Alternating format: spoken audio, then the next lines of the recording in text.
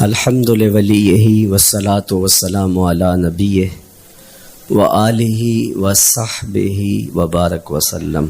قال اللہ تعالی وتبارک فی القرآن المجید والفرقان الحمید. بسم اللہ الرحمن الرحیم. قل بفضل اللہ وبرحمتہ فبذلک فلیفرحوا. صدق اللہ مولانا العظیم وصدق رسولہ النبی الکریم الرؤوف الرحیم. اللہم نور قلوبنا بالقرآن وزین اخلاقنا بالقرآن وادخلنا الجنة بالقرآن ونجنا من النار بالقرآن. قال اللہ تعالی وتبارک فی شان حبیبہ مخبرا وآمرا ان اللہ وملائکتہ یصلون علی النبی یا ایہا الذین آمنوا صلوا علیہ وسلموا تسلیما. اللہم صلی علی سیدنا مولانا محمد معدن الجود والکرم صلاۃ و سلاما علیکا یا سیدی یا رسول اللہ. حمد و تعریف و توصیف اللہ جل مجدہ الکریم کی ذات برکات کے لیے، رسول رحمت شفیع معظم نبی محتشم حضور ختمی المرتبت صلی اللہ علیہ وآلہ وسلم کے حضور ناز میں اپنی عقیدتوں، ارادتوں اور محبتوں کا خراج پیش کرنے کے بعد، واجب الاحترام ذوی الاحتشام معزز و مکرم سامعین، خواتین و حضرات، السلام علیکم ورحمۃ اللہ وبرکاتہ.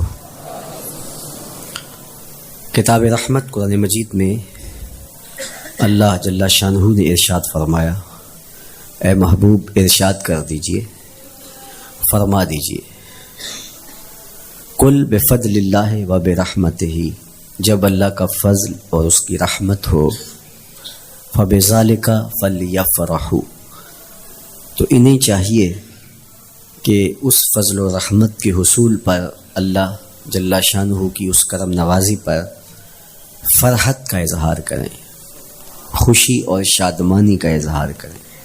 ہوا خیر مما یجمعون، اور وہ جب فرحت کا اظہار کرتے ہوئے، خوشی کا اظہار کرتے ہوئے خرچ کرتے ہیں، تو وہ خرچ کرنا اس مال سے بہتر ہے جو وہ جمع کرتے ہیں.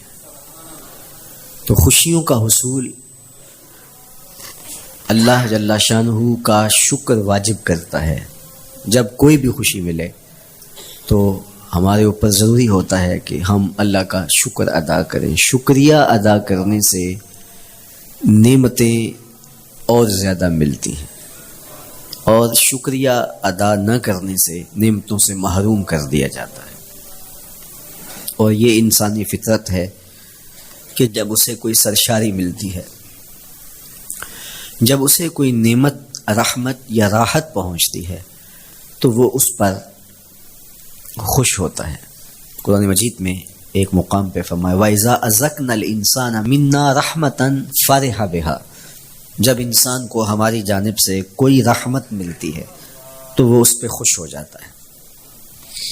آپ ایک چھوٹے سے بچے کی گال سہلائیں، اس کو ٹافی دیں، اس کے سر پہ شفقت سے ہاتھ رکھیں تو اس کا چہرہ کھل کے گلاب ہو جاتا ہے. ٹھٹھرتے ہوئے ماحول میں کسی کو روک کے گرم چائے پلا دے تو اس کی طبیعت میں سرشاری آ جائے گی اور وہ آپ کا شکر گزار رہے گا.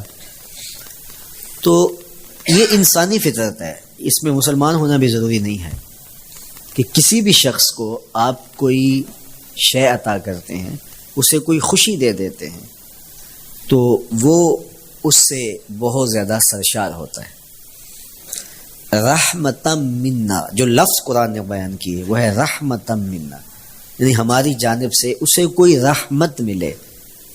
رحمتن نکرہ ہے یہاں، کوئی رحمت ملے، عام سی رحمت ملے، فرح بہا، تو اس رحمت کے ملنے پر وہ خوش ہو جاتا ہے.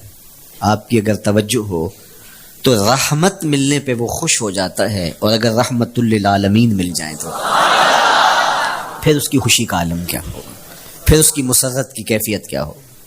یہ بات ذہن میں رکھیے کہ حضور کی آمد پر مسرت کا اظہار کرنا، خوشی کا اظہار کرنا، اس میں تو کوئی اختلاف نہیں ہے. امت کا کوئی بھی طبقہ اس کا انکار نہیں کرتا. کہ یہ خوشی کی بات نہیں ہے، خوشی کی بات ہے۔ ہر دور میں اور ہر علاقے کے اپنے اظہار کے سلیقے ہوتے ہیں اور طریقے ہوتے ہیں، اگر وہ شریعت کے مزاج سے متصادم نہ ہو تو ان کو اختیار کرنے میں کوئی حرج نہیں ہے۔ پھر مرور زمانہ کے ساتھ بدلتے ہوئے تقاضے ہوتے ہیں۔ کسی زمانے میں تلواروں کے ساتھ، تیروں کے ساتھ لڑائی ہوتی تھی اور وہ جہاد اسلامی قرار پاتا تھا۔ آج کی لڑائی میزائلوں کے ساتھ اور ٹینکوں کے ساتھ ہے اور یہ بھی جہاد اسلامی قرار پاتا ہے۔ کوئی کہے کہ تیر و تفنگ کو چھوڑ کے، نیزہ و بالا کو چھوڑ کے، شمشیروں کو چھوڑ کے یہ میزائلوں پہ آ جانا، یہ ٹینکوں پہ اور یہ جدید آلات حرب پہ آ جانا، یہ دانش مندی نہیں ہے، یہ سنت سے انحراف ہے۔ تو میاں تو سنت کے مفہوم کو نہیں سمجھا۔ اس دور میں آلات حرب وہ تھے، بدلتے تقاضوں کے ساتھ آلات حرب یہ ہوئے، تو وہ بھی عین جہاد اسلامی تھا، یہ بھی عین جہاد اسلامی ہوگا۔ اسی طرح خوشی کے مختلف طریقے ہیں۔ کسی زمانے میں بالکل پرانے لوگ جانتے ہیں، جب کسی کے ہاں خوشی آتی تو وہ گڑ کی روڑیاں بانٹتا، یہ پرانا طریقہ۔ پھر اس کے بعد پتاشے بانٹنا شروع ہو گئے لوگ، پھر اس کے بعد وہ شکر پارے آ گئے، اس کے بعد پھر لڈو آ گئے، پھر موتی چور اور پھر نہ جانے کیا کیا۔ لیکن روح ایک ہی ہے۔ جو گڑ بانٹنے سے مسرت کا اظہار تھا، وہی آج جدید جو ہمارے پاس مٹھائی کی اقسام ہیں ان کو بانٹنے سے بھی وہی مقصود ہے۔ کسی زمانے میں کسی کے ہاں بیٹا ہوتا تو وہ گھر کے دروازے پہ پتے باندھ دیا کرتے تھے، یہ اس دور کی جھنڈیاں تھیں، اظہار کے لیے کس گھر میں خوشی آئی ہے۔ تو آج کے دور میں تو ہمیں پتے باندھے ہوئے نہیں ملتے، آج گھروں کے اندر ولادت مبارک کے یا مختلف طرح کے غبارے لگا دیے جاتے ہیں یا جھنڈیاں لگا دی جاتی ہیں۔ تو مختلف بدلتے ہوئے ادوار میں وہ طریقے ضرور بدلے، لیکن جہاں تک مسرت کا اظہار ہے وہ روح بعین ہی ہر دور میں، ہر علاقے میں، ہر جو ہے وہ کلچر میں موجود ہے۔ کسی بھی خوشی پہ مسرت کا اظہار، مسرت اور سرور اور کیفیت کا اظہار، یہ انسانی زندگی ہے۔ اسلام ہمیں مسرتوں کے اظہار اور شکرانے کی صورت کے بہت سارے طریقے دیے ہیں، اس میں سے روزہ رکھنا بھی ہے۔ ان طریقوں میں سے ایک طریقہ نوافل ادا کر کے شکر کا اظہار کرنا بھی ہے، خیرات بانٹ کے لوگوں کو کھانا کھلا کے مسرت کا اظہار کرنا ہے، لوگوں کو لباس پہنا کے مسرت کا اظہار کرنا ہے۔ اور اسی طرح دعوت ہے، مختلف مواقع پہ مختلف چیزیں ہیں۔ پیر کے دن حضور علیہ السلام روزہ رکھتے تھے، پوچھا حضور آپ پیر کے دن روزہ کیوں رکھتے ہیں؟ قال فیہ ولدت، کہا اس دن میں پیدا ہوا تھا۔ تو اپنی ولادت کا حضور دن پیر روزہ رکھ کے اللہ کے شکرانے میں دن گزارتے تھے۔ وہ حضور علیہ السلام کی زندگی کا ایک ایک لمحہ رب کے تشکر میں بسر ہوتا ہے، لیکن حضور نے اس کی وجہ بیان کر دی کہ میں اس دن کا روزہ خاص طور پہ اس لیے رکھتا ہوں، فیہ ولدت، اس دن میری ولادت ہوئی تھی۔ اللہ اکبر۔ تو حضور کی ولادت اللہ کی بہت بڑی نعمت، اور اس پر شکرانہ خود میرے حضور نے ادا کیا ہے۔ علماء نے لکھا ہے کہ حضور کی ولادت کی خوشی یہ اللہ کی رضا کا سبب اور ذریعہ ہے۔ آپ نے سنا علماء سے کہ دین کا سب سے بڑا دشمن جس کا نام لے کے مذمت کی گئی وہ ابو لہب ہے۔ پورے قرآن میں کسی اور کافر کا ابو جہل کا نام بھی نہیں، عتبہ عتیبہ اور امیہ کا نام بھی نہیں ہے، لیکن نام لے کر کے مذمت اگر کسی شخص کی گئی وہ تو ابو لہب کی گئی۔ حضور علیہ الصلوۃ والسلام جب کوہ صفا پہ جلوہ فراز ہوئے، وَأَنذِرْ عَشِيرَتَكَ الْأَقْرَبِينَ، حکم ہوا پہلے قریبی لوگوں کو آپ اللہ کا ڈر سنائیں۔ تو حضور علیہ السلام نے قریبی لوگوں میں محنت کی، تو قریش کو، صنادید قریش کو، بنو ہاشم کو بلایا اور بلا کے حضور نے ایک بات کہی کوہ صفا پہ کہ اگر میں تمہیں کہوں اس پہاڑ کی دوسری جانب سے ایک لشکر آ رہا ہے جو تمہیں کچل دے گا تو کیا میری بات مان لو گے؟ تو انہوں نے کہا اگر نظر نہ بھی آیا تو ہم کہیں گے ہم اندھے ہیں، آپ سچے ہو۔ ہماری نظروں کو پھیر لگ رہا ہے، آپ جھوٹ نہیں بول سکتے، ہم نے 40 سال آپ کے شب و روز دیکھے ہیں، تو کیسے ہم یہ گمان کر لیں؟ تو حضور نے فرمایا اگر میری ذات پہ اتنا یقین ہے تو مان لو اللہ ایک ہے۔ تو ابو لہب سب سے پہلے بولا تبا لک ہنالک سائر الیوم الہذا جمعتنا معاذ اللہ، کہ آپ کا معاذ اللہ ہاتھ ٹوٹ جائے، آپ نے اس لیے ہمیں جمع کیا تھا۔ تو اللہ تعالیٰ جل شانہ نے اس کا جواب دیتے ہوئے ارشاد فرمایا تبت یدا ابی لہب وتب، ظالم تیرے دونوں ٹوٹ جائیں، ظالم تیرے دونوں ٹوٹ جائیں۔ تو ابو لہب کا نام لے کے مذمت کی گئی، لیکن یہ بدترین کافر جب حضور کی ولادت ہوتی ہے تو اس کی لونڈی سویبہ اس کو جا کے خبر دیتی ہے کہ تیرے مرحوم بھائی کے گھر بیٹا پیدا ہوا ہے۔ تو یہ بہت خوش ہو گیا، اس لیے نہیں کہ نبی تشریف لائے ہیں، اس لیے کہ میرے مرحوم بھائی کے گھر میں چراغاں ہوا۔ تو بھتیجا ہونے کے ناطے اس کو ایک سرشاری اور خوشی ہوئی، اور لونڈی کے خبر دینے پر اس نے اشارے سے اس کو کہا جا تو آزاد ہے۔ اللہ اکبر۔ یہاں سے یہ بھی سمجھیں کہ حضور نے صحن کائنات میں قدم رکھا، غلاموں کو آزادی ملنے لگی، غلامی کی زنجیریں ٹوٹنے لگی۔ تو سویبہ کو کہا جا تو آزاد ہے۔ خیر ابو لہب کی ساری زندگی آپ کو پتہ ہے، لیکن جب مر گیا تو حضرت عباس رضی اللہ تعالیٰ عنہ کو خواب میں ملا۔ انہوں نے کہا سنا کیسی بیت رہی ہے؟ اس نے کہا سخت مشکل میں ہوں، ڈاڈی تکلیف ہے، حضور کی مخالفت بڑی مہنگی پڑی، لیکن اتنا ہے کہ جب پیر کا دن آتا ہے، جس انگلی سے اشارہ کر کے لونڈی کو آزاد کیا تھا اس سے ٹھنڈا اور میٹھا مشروب بھی ملتا ہے اور عذاب میں بھی کچھ کمی ہوتی ہے۔ شارع مسلم امام نووی کے استاد امام ابو شامہ، جو بہت بڑا نام ہے حدیث میں، وہ فرماتے ہیں جب ایک کافر کو حضور کو نبی سمجھ کے نہیں بھتیجا سمجھ کے خوشی کرنے کا بھی صلہ ملتا ہے، تو ایک مومن جو حضور کا غلام ہے اور حضور کو امام اور مقتدا اور نبی رسول اور محبوب سمجھ کے خوشیاں کرتا ہے، اس کو اللہ کتنا کچھ عطا کرے گا۔ دوستاں را کجا کنی محروم، تو کے بعد دشمنا نظر داری، جب تو دشمنوں کو اتنا دیتا ہے تو دوستوں کو کتنا عطا کرے گا۔ تو حضور کی آمد پر مسرت کا اظہار، بشاشت کا اظہار، یہ اہل ایمان کا طریقہ رہا ہے۔ ہاں جو اس کا انداز ہے، کسی کو نوافل میں زیادہ سرور ملتا ہے وہ نوافل کثرت سے پڑھ لے، کسی کو زیادہ سرور روزے میں آتا ہے تو وہ روزے رکھ کر کے اس شکرانے کو ادا کرے، کوئی ذکر کی مجلس سجا لے، مختلف طریقے موجود ہیں۔ حضور علیہ السلام تشریف لائے، صحابہ بیٹھے ہوئے تھے، صحیح مسلم میں روایت ہے، سنن نسائی میں ہے اور بھی کتب حدیث میں، محفل بپا تھی، تو حضور نے آ کہا ما اجلسکم، کیوں بیٹھے ہوئے ہو؟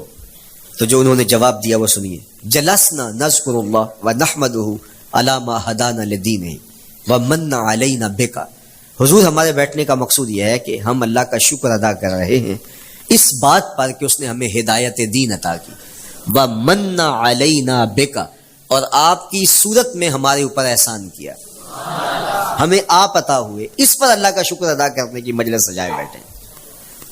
اب بات تو سادہ سی تھی، لیکن میرے حضور نے ان سے کہا کیا تم اس بات پہ قسم دے سکتے ہو کہ اسی لیے بیٹھے ہو؟ تو انہوں نے کہا جی ہم قسم دیتے ہیں ہم اسی لیے بیٹھے ہیں۔ میں اٹھاؤ قسم۔ تو صحابہ نے باقاعدہ قسم دی، ہم قسم اٹھاتے ہیں، ہمارے بیٹھنے کا مقصد یہ ہے کہ اللہ کا شکر ادا کر رہے ہیں اور آپ کی صورت میں جو انعام خداوندی ملا ہے اس پر اللہ تعالیٰ کا شکریہ ادا کر رہے ہیں۔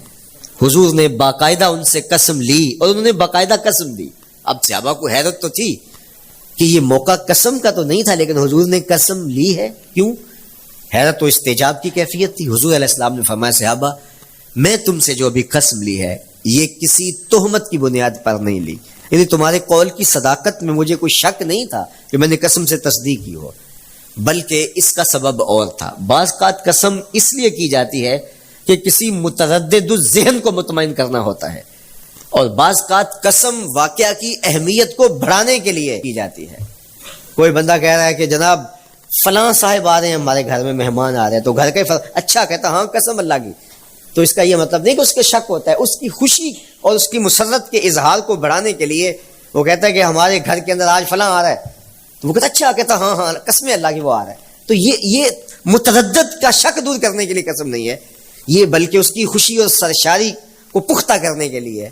تو عربوں میں قسم مختلف وجہ سے کی جاتی تھی، تو حضور نے فرمایا یہ جو میں نے تم سے قسم لی ہے یہ کسی تہمت کی بنیاد پہ نہیں لی، بلکہ اس قسم کا سبب کیا ہے سنو، پھر حضور نے خود بتایا، فرمایا تم یہاں بیٹھے تھے، میں حجرے میں بیٹھا تھا، اتانی جبریل علیہ السلام، میرے پاس جبریل امین حاضر خدمت ہوئے، فاخبرنی ان اللہ یباہی بکم الملائکہ، تو مجھے انہوں نے خبر دی ہے، محبوب ذرا باہر تو نکل کے دیکھو، صحابہ تمہارے اس عمل پر اللہ فرشتوں میں ناز کر رہا ہے، اللہ فرشتوں میں فخر کر رہا ہے کہ دیکھو میں نے ان کو نعمت دی، کتنے قدردان نکلے، اس نعمت کا شکرانہ ادا کر رہے ہیں۔ اور آج اگر ہم اپنے گھر میں بیٹھ کے، اپنی مسجد میں بیٹھ کے حضور کی صورت میں انعام خداوندی کا شکریہ ادا کرتے ہیں تو اللہ کی رحمتوں سے بعید نہیں کہ اللہ فرشتوں سے کہے دیکھو صدیاں بیت گئیں، یہ آج بھی شکرانہ ادا کر رہے ہیں، اور یہ بات میری اور آپ کی بخشش کی ضمانت قرار پائے۔ تو حضور کی صورت میں جو انعام ہوا، حضرت حسان بن ثابت اکثر کہا کرتے تھے منا علینا ربنا ام بعث فینا محمدا، ہمارے رب نے ہمارے اوپر احسان کر دیا ہے کہ محمد عربی عطا کر دیے۔ ساری زندگی سجدے میں سر رکھ کے شکر ادا کرتے رہیں، حق شکر پھر بھی ادا نہ ہو۔ میں تو کہا کرتا ہوں ہمارے بدن پہ اتنے بال نہیں ہیں جتنے رسول اللہ کے احسانات ہیں، ہمارا بال بال قرض رسالت میں جکڑا ہوا ہے، ساری زندگی ان کے گیت گائیں۔ میں ایک رات کے میلاد کا صرف قائل نہیں ہوں کہ ایک رات میلاد کر لو اور پورا سال چھٹی، ساری زندگی حضور کا نام جپو، ساری زندگی حضور پہ درود پڑھو، لمحہ لمحہ حضور کے ذکر کا چراغاں کرو، صرف اپنے گھروں میں، اپنی چہار دیواریوں میں اور اپنے بازاروں میں جھنڈیاں ہی نہ لگاؤ، بلکہ دل کے ایک ایک فرد پہ نام محمد کی جھنڈی لگاؤ۔ صرف منڈیروں پہ چراغاں ہی نہ کرو، بلکہ دل کی اندھیر گلیوں میں بھی حضور کے نام کا چراغاں کرو، اندر بھی روشنی ہو باہر بھی روشنی ہو، حضور پہ درود پڑھو، حضور کا ذکر کرو، اپنے بچوں کو بٹھا کر کے حضور کے قصیدے سناؤ، حضور کی شانیں سناؤ، حضور کی سیرت بتاؤ انہیں، اپنے گھر کے ماحول کے اندر، اپنی مسجد میں، اپنی گلی میں، اپنے دوستوں میں حضور کا ذکر کرو۔ دوستوں آپس میں بیٹھو تو کہو یار اللہ کا کتنا کرم ہو گیا کہ اللہ نے ہمیں حضور عطا کر دیا۔ دوستوں میں بیٹھے جب یوں بات کرو گے تو اللہ کی رحمتیں کس قدر تمہارے اوپر برسیں گی۔ اپنی عقیدتوں کا اظہار کرو، وہاں کمیت نہیں دیکھی جاتی، وہاں کیفیت دیکھی جاتی ہے، وہاں مقدار نہیں دیکھی جاتی، وہاں معیار دیکھا جاتا ہے۔ وہ چہرہ اور چہرے کا تل نہیں دیکھتے، وہ بندے کا دل دیکھتے ہیں، وہ دیکھتے ہیں کون کس خلوص کے ساتھ محبت لے کر کے آیا ہے۔ شاہ ولی اللہ محدث دہلوی بہت بڑا نام ہے، تمام مکاتیب فکر کے نزدیک معتبر نام ہے۔ شاہ ولی اللہ محدث دہلوی فرماتے ہیں میرے والد شاہ عبد الرحیم محدث دہلوی ہر سال حضور کا میلاد کرتے تھے اور اپنی استطاعت کے مطابق لوگوں میں، آنے والوں میں کچھ کھانا بھی تقسیم کرتے ہیں۔ ایک سال حالات اتنے پتلے تھے کہ ان کو میسر نہ تھا کہ لوگوں کو بھرپور کھانا کھلا سکیں، لیکن کہا چلو ناغہ نہ ہو، ایک تسلسل ہے جاری رہے، تو انہوں نے چنے بانٹ دیے بعد میں، لیکن دل میں تشویش تھی کہ اس مرتبہ من کی منشا پوری نہیں ہوئی، تو اسی حالت میں سو گئے، سوئے تو مقدر جاگا، حضور کا دیدار نصیب ہوا، اور جس نے حضور کو خواب میں دیکھا اس نے حضور کو ہی دیکھا۔ من رآنی فی المنام فقد رآنی، فرمایا جس نے مجھے خواب میں دیکھا اس نے مجھے ہی دیکھا۔ فإن الشیطان لا یتمثل بی، شیطان میری مثل ہو ہی نہیں سکتا، خواب میں آ کر بھی حضور کی مثل ہونے کا دعویٰ نہیں کر سکتا، جس نے مجھے دیکھا اس نے مجھے ہی دیکھا۔ اور دوسری بات، حضور جس کے خواب میں آئے قصد، ارادے اور مرضی سے آئے۔ تیسری بات، حضور علیہ الصلوۃ والسلام نے خواب میں کسی کو کچھ عطا کیا تو وہ حقیقت میں عطا کیا۔ ویسے میں خواب میں کسی سے کچھ لیتا ہوں، آپ خواب میں کسی سے کچھ لیتے ہیں یا کسی کو کچھ دیتے ہیں تو وہ محض خواب ہوتا ہے۔ آپ نے کسی سے قرض لینا ہو تو وہ خواب میں آ کے ادا کر دے تو صبح اٹھ کے کھاتے سے نام کاٹ دیں گے؟ آپ کہیں گے خواب میں ادا کیا، بھوک میں تڑپتے سو گئے، رات عالی نسب ہوٹل سے کھانا کھاتے رہے، صبح بھوک محسوس کریں گے یا نہیں؟ خواب میں کھایا ہے نا۔ وہ کیا کسی نے کہا 100 بار میرے ہاتھوں میں تیرا دامن آیا، جب آنکھ کھلی تو اپنا ہی گریباں تھا۔ کچھ نہیں ہوتا، خواب محض خواب ہوتا ہے۔ لیکن اگر حضور کسی کو خواب میں کچھ عطا کرے، امام بوسیری سے پوچھو، رات چادر ملتی ہے، صبح اٹھتے ہیں کندھوں پہ موجود ہوتی ہے۔ حضور عطا کرتے ہیں تو حقیقت میں عطا کرتے ہیں۔ امام سخاوی نے القول البدیع میں لکھا ہے، ایک شخص حضور کے روضے پہ کھڑا ہے اور کیا کہتا ہے؟ آنا ضیفوں کا، میں آپ کا مہمان ہوں اور آپ کے ہوتے ہوئے کسی اور در پہ تو نہیں جانا۔ آقا جی میں تیرا ہو کے خیر منگاں در در دا، مریل کتا کیوں اخواواں ایڈے بختاں وردہ، جب میں تیری چوکھٹ پہ ہوں تو کسی اور سے کیوں مانگوں؟ اور میرے امام بولے کون دیتا ہے دینے کو منہ چاہیے، دینے والا ہے سچا ہمارا۔ کوئی جھولی میں چند ٹکڑے ڈال بھی دے تو ساری زندگی جتلائے گا، اللہ اکبر. عارف عبد المتین نے تو قلم توڑ دیا نا. اور جتنے بھی سہارے ہیں سبق کرتے ہیں. عزت نفس بڑھاتا ہے سہارا تیرا. ہر آسرا کمزور کرتا ہے لیکن نبی کا آسرا سر بلند کرتا ہے. کسی چودھری کا خان وڈیرے کا مانگت سر اٹھا کے چل سکتے کہ میں فلاں کا مانگت ہوتا ہوں اور جس کو خیرات مدینے کی گلی سے ملی ہو. اسی لیے میرے امام نے مشورہ دیا ٹھوکریں کھاتے پھرو گے ان کے در پہ پڑ رہو. قافلہ تو اے رضا اول گیا آخر گیا. وہ کھڑا ہی حضور کے روضے پہ اور کیا کہتا ہے انا ضیفوں کا, میں آپ کا مہمان ہوں اور آپ کے ہوتے کسی اور در پہ جاؤں.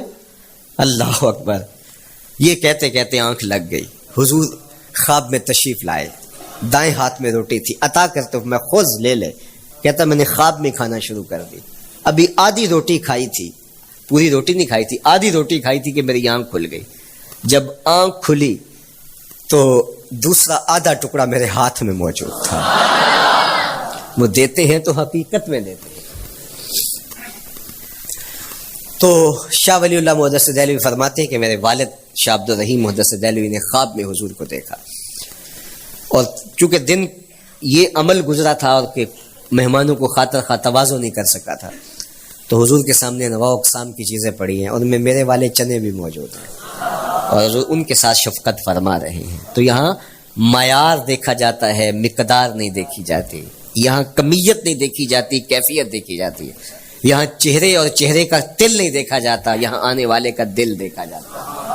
یار چہرہ تو چمکدار تھا, اسی لیے ابو لہب کہتے ہیں نا شعلے کی طرح چمکتا ہوا لیکن جہنم کا ایندھن بنا. اور کالے رنگ والا, ہونٹ موٹے ہیں لیکن کعبے کی چھت میں کھڑا اذان دے رہا ہے. اذان ازل سے تیرے عشق کا ترانہ بنی, نماز تو اس کی دید کا ایک بہانہ بنی. ادائے دید سراپا نیاز تھی تیری, کسی کو دیکھتے رہنا نماز تھی تیری. تو عقیدتوں کے رنگ اور محبتوں کے رنگ حضور علیہ السلام کے ساتھ جب کوئی پیش کرتا ہے تو رائے گانے جاتے. یہ وفاداروں کا در ہے, یہاں بے وفائی کا تصور ہی نہیں ہے. وہ ہاتھ پکڑتے ہیں تو پھر چھوڑتے نہیں ہیں. اس لیے ان سے محبت کا ربط قائم کیجیے. اپنی اولادوں کو حضور کا پیار سکھائیے. اپنے گھروں میں میلاد کیجیے. لازم نہیں ہے کسی عالم دین کو بلاؤ, آپ اپنے گھروں میں حضور علیہ السلام پر درود پڑھیے گا, بچوں کو بٹھائیے گا اور حضور کی سیرت کا کوئی واقعہ ان کو سنائیے گا. صحابہ اپنے بچوں کو بٹھا کر کے حضور کی سیرت بتایا کرتے تھے, حضور کا نقشہ بتایا کرتے تھے, حضور کے شمائل ذکر کیا کرتے تھے. اور کوئی صحابی ملتا تو تابعین جمع ہو جایا کرتے تھے اور اسے پوچھتے تھے اچھا بتاؤ حضور کی صورت کیسی تھی, زلفیں کیسی تھی. یہی میلاد ہے نا. میلاد میں حضور کے فضائل کا ذکر ہوتا ہے, شمائل کا ذکر ہوتا ہے, خصائل کا ذکر ہوتا ہے. اور موسم حج کا ہے. ایک اونچے ٹیلے پہ حضرت سیدنا ابو طفیل چڑھ گئے. یہ آخری صحابی ہیں, اس کے بعد کوئی صحابی نہیں. آخر میں سب سے آخر میں فوت ہوئے 110 ہجری میں. حضور کے وصال کے 100 سال بعد تک زندہ رہے. اونچے ٹیلے پہ چڑھ گئے اور لوگوں کو کہا لوگوں آؤ, اس وقت روئے زمین پہ میرے علاوہ کوئی نہیں جس نے حضور کو دیکھا ہے. بس انہی آنکھوں نے حضور کو دیکھا ہے. کیا ناز ہے. میرے ایک استاد ہوتے تھے سر محمد علی حاشر, اللہ ان کی قبر پہ رحمت نازل کرے. تو وہ بڑے بڑے مشاہیر اہل سخن سے ملے تھے تو وہ بات کرتے تھے. میں مولانا ظفر علی خان کا مصاحب رہا ہوں, میں نے اقبال کو دیکھا ہے.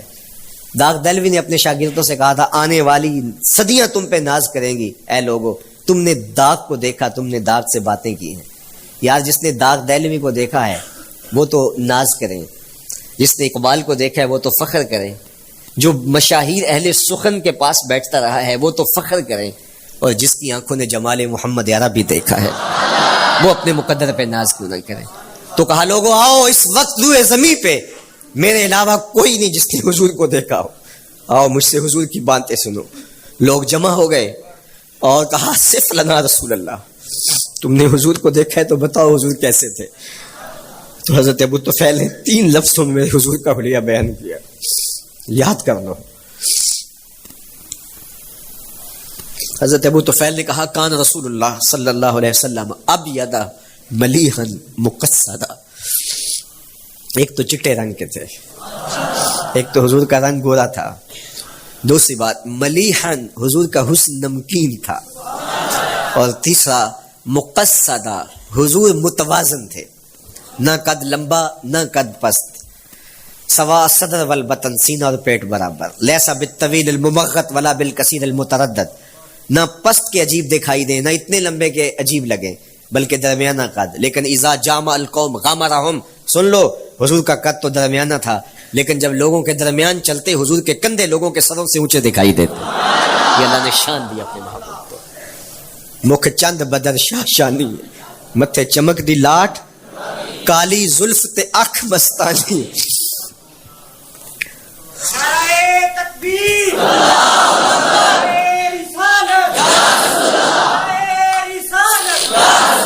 کالی زلف تے اکھ مستانی ہے, مخمور رکھی ہن مد بھریاں. میں آپ کو مدینے کی گلی میں لے جانا چاہتا تھا کہ حضور علیہ السلام کی جب آمد ہوئی تو اہل مدینہ نے کس طرح جلوس نکالا, وہ عقیدتوں کے کیا رنگ تھے, لیکن وقت سمٹ گیا. لیکن اتنا سن لو کہ جب حضور تشریف لائے تو جنوبی سمت سے حضور آئے تھے. جب انہوں نے دیکھا نا تو اچانک ودا کے پہاڑوں کی اوٹ سے حضور دکھائی دیے. تو سیاہ پہاڑ ہیں, تو ان سے جب حضور کا چمکتا ہوا چہرہ دکھا نا تو بے ساختہ انہوں نے کہا طلع البدر علینا, وہ دیکھو چاند چڑھ گیا ہے. طلع البدر علینا, وہ دیکھو چاند چڑھ گیا. یہ شاعری خود بخود ہوتی ہے, خود بخود ترتیب. ایک ہوتی ہے آورد, ایک ہوتی ہے آمد. یہ آمد ہے. طلع البدر, وہ دیکھو چاند چڑھ گیا. من ثنیات الوداع وجب الشکر علینا. مورخ اسلام حفیظ جالندری نقشہ کہتے ہیں جنوبی سمت سے اٹھا ایک نوری غبار آخر. جنوبی سمت سے اٹھا ایک نوری غبار آخر, سواد شہر میں داخل ہوا ناکا سوار آخر. زباں پر اشرق البدر علینا کی صدائیں تھیں, دلوں میں ما دعا للہ دائی کی دعائیں تھیں. نبوت کی سواری جس طرف سے ہو کے جاتی تھی, درود و نعت کے نغمات کی آواز آتی تھی. کہیں معصوم ننھی بچیاں تھیں دف بجاتی تھی, رسول پاک کی جانب اشارے کر کے گاتی تھی اور کہتی کیا تھی, ہم ہیں بچیاں نجار کے عالی گھرانے کی, خوشی ہے آمنہ کے لال کے تشریف لانے. خوشی ہے آمنہ کے لال کے. عجیب رنگ بکھرے ہوئے تھے. حضور نے جب بچیوں کو دیکھا تو فرمایا تم مجھ سے محبت کرتی ہو؟ انہوں نے کہا ہم دل و جان سے آپ سے پیار کرتی ہیں. تو حضور نے فرمایا واللہ انا احبکن, اللہ کی قسم میں بھی تم سے پیار کرتا ہوں, میں بھی تم سے پیار کرتا ہوں. لوگ گھروں کو سجائے بیٹھے, ہلم الینا یا رسول اللہ الی العدد والعدۃ والمن. حضور آ جاؤ نا, آ جاؤ, ہمارے پاس اسلحے بھی ہیں, کسی نے حملہ کیا توڑ کے رکھ دیں گے. ہمارے بڑے بڑے گھر ہیں, مہمان آئے سنبھال لیں گے, رک جاؤ نا ہمارے گھر. اب اتنے چاہنے والے ہوں تو کس کو پذیرائی دیں. حضور اونٹنی کی مہار گردن پہ ڈالتے, فرماتے خلو سبیلہا ناقتی مامورۃ من اللہ, اس کی راہیں چھوڑ دو, یہ اللہ کے حکم کی پابند ہے. کہتے ہیں لوگوں نے اونٹنی کو چارہ دکھانا شروع کر دیا کہ چلو اونٹنی بیٹھ جائے. اللہ اکبر, پانی ہڑا نو لوڑ کی راہ براندی. پہنچے آپ دریار سرکار یارا. یار جب محبت پیدا ہوتی ہے یار منانے کے ڈھنگ بھی سیکھ لیے جاتے ہیں. محبت بتا دیتی ہے محبوب کو کیسے منانا ہے. لیکن حضور فرماتے خلو سبیلہا ناقتی مامورہ, راہیں چھوڑ دو, میری اونٹنی اللہ کے حکم کی پابند ہے. یہ سبز چاروں کے لالچ میں آنے والی نہیں ہے, چھوڑو اس کا راستہ. اللہ اکبر. جب بنو نجار کے محلے سے حضور گزرے, یہی بچیوں نے طلع البدر علینا پڑھا تھا, اور یہی محلہ حضور کے ننیال کا محلہ تھا. انہوں نے جو لفظ کہے, امام صالحی نے اللہ ان کی قبر پہ کروڑوں رحمتیں نازل کرے. سبل الہدا والرشاد میں نے کئی مرتبہ یہ مقام پڑھا ہے. باب الہجرہ مسلم شریف باقی کتب حدیث میں بھی ہے, لیکن امام صالحی نے بہت ساری حدیث جمع کی ہیں اور انہوں نے یہاں جو منظر بیان کیا ہے, انہوں نے جو لفظ کہے نا, جب حضور آئے بنو نجار کے محلے سے گزرنے لگے تو ذرا لفظوں کی چاشنی دیکھیے, ان لفظوں سے ٹپکتے شہد کو دیکھیے. تو انہوں نے آگے بڑھ کے حضور کو دعوت دی, اور لفظ کیا کہے, ہلم الی اخوالک یا رسول اللہ الی العدد والعدۃ والمن. حضور ادھر تو رک جاؤ, یہ تو آپ کے ماموں کے گھر ہیں, یہ تو آپ کے ننیال کا محلہ ہے. لیکن حضور نے فرمایا کہ بس میری راہیں چھوڑ دو. پھر اونٹنی جا کے کہاں بیٹھی, نیویاں دا پرونا ہے میرا نبی. کوٹھیاں تے چڑھے ویخ دے رہ گئے. سہل اور سہیل دو یتیم بچے تھے اور ان کی خالی جگہ پڑی تھی, جا کے اونٹنی وہاں بیٹھ گئی. اٹھایا گیا پھر بیٹھ گئی. قریب ترین مکان حضرت ابو ایوب انصاری کا تھا. دوڑے آئے, سامان اتارنے لگے. کہا حضور اونٹنی کو اب نہ اٹھاؤ, اب تو میرے وقت جاگ پڑے ہیں. پھر ان کی کیفیت کیا تھی, امروز شاہ شاہاں مہمان شدست مارا. امروز نعرہ تکبیر, نعرہ رسالت, نعرہ حیدری, عظمت و شان مصطفیٰ. امروز شاہ شاہاں مہمان شدست مارا, جبریل با ملائک درباں شدست مارا. وہ کہتے ہیں آج شاہوں کا شاہ میرے گھر کا پرونا بن گیا ہے. یہ ابو ایوب انصاری کے جذبات ہیں. آج شاہوں کا شاہ، آج خسرو حسینہ ماہ نازنینہ، آج امام الانبیاء میرے گھر کا پرونا بنا ہے. کہاں میں کہاں نکھتے گل، باد صبا تیری مہربانی. کبھی اونٹنی کے پاؤں چوم رہے ہیں، تیرے وقت کے تو میرے گھر تک لے آئی. تو کہا امروز شاہ شاہ مہمان شدست تمہارا، آج شاہوں کا شاہ میرے گھر کا مہمان ہے. پھر آگے کیا کہتے ہیں؟ جبریل با ملائک درباں شدست تمہارا. لوگوں جبریل کو دیکھو، آج میرے گھر کا پیرا دے رکھا ہے، آج میرے گھر کا چوکی دار بنا ہوا ہے، کیونکہ میرے گھر میں حضور ٹھہرے ہوئے ہیں. تو کیا حضور کی آمد کا جلوس تھا یار. صحابہ نے جو حضور کے آمد کا جلوس نکالا، ہم تو وہ رنگ پیش نہیں کر سکتے، لیکن میں آپ کو کہوں گا درود پڑھتے ہوئے آج جلوس میں شامل ہوں، حضور کے ذکر سے سرشار ہو کے جلوس میں شامل ہوں، اور پورے نظم کے ساتھ. اگر آپ کے جلوس میں کوئی کسی کی گاڑی گھس بھی آتی ہے، اس کو پیار دینا، اس کو راستہ دینا، اور اس کو حضور کی رحمت کا احساس ہو کہ یہ رحمت کو ماننے والے لوگ ہیں، اور حضور پہ درود پڑھتے رہنا، عقیدتوں کے رنگ میں رہنا. امید ہے کہ جس طرح حضور نے بچیوں سے کہا جو حضور کے جلوس میں شامل تھیں کہ کیا تم مجھ سے محبت کرتی ہو، تو انہوں نے کہا جی جی، ہم اسی لیے تو آپ کے قصیدے پڑھ رہی ہیں. تو حضور نے فرمایا واللہ میں بھی آپ سے محبت کرتا ہوں. تو ہو سکتا ہے حضور ہمیں فرمائے میرے میلاد کے جلوس میں آنے والوں میں بھی تم سے محبت کرتا ہوں. اللہ آپ کو سلامت رکھے.